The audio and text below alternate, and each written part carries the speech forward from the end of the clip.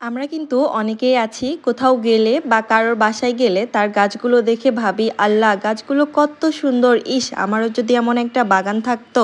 আসলে গাছগুলোকে সুন্দর রাখতে এবং সুন্দর একটা বাগান করতে অনেকটা পরিশ্রম করতে হয়। হ্যালো এভরিওয়ান, আসসালামু আলাইকুম, কেমন আছেন সবাই? নতুন একটা ভিডিওতে আপনাকে স্বাগতম।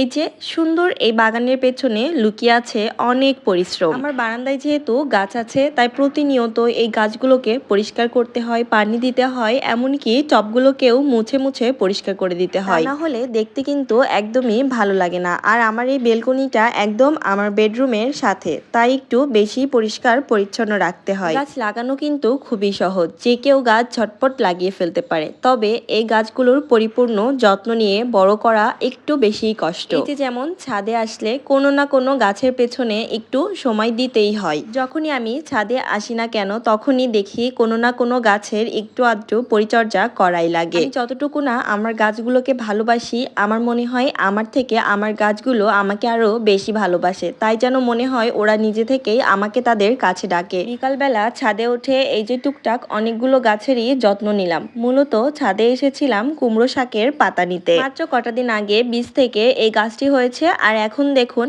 বানেও উঠে পড়েছে। নিচের পাতাগুলো এখন কেটে না দিলে গাছটা কিন্তু পরিপূর্ণভাবে পুষ্টি পাবে না। কেটেই যখন ফেলে দিব তাই ভাবলাম ভর্তা করে খেয়ে ফেলি। এই অল্প কয়েকটা পাতায় যেহেতু শাক রান্না করা যাবে না, তবে খুব ভালোভাবে ভর্তা খাওয়া যাবে। পাতাগুলো দেখুন কি সুন্দর সবুজ আর সতেজ। এই তো রান্নাঘরে নিয়ে চলে এসেছি, এখন এই শাকগুলো সুন্দর করে বেছে নিব। ফ্রাই প্যানে খুবই অল্প পরিমাণে তেল দিয়ে গরম করে নিয়েছি এবং এরপরে এই তেলে দিয়ে দিয়েছি কাঁচা পেঁয়াজ, রসুন, মরিচ এবং কয়েকটা শুকনো লঙ্কা। এবারে এগুলোকে খুব বেশি ভাজা যাবে না, অল্প বাদামি কালার হয়ে আসলে নামিয়ে ফেলতে হবে। আর এই তেলের উপরে আমি শাকগুলো দিয়ে সিদ্ধ করে নিয়েছি। লবণ দিয়ে এভাবে সিদ্ধ করে নেওয়ার পরে দেখুন কতটুকু শাক হয়ে গেছে।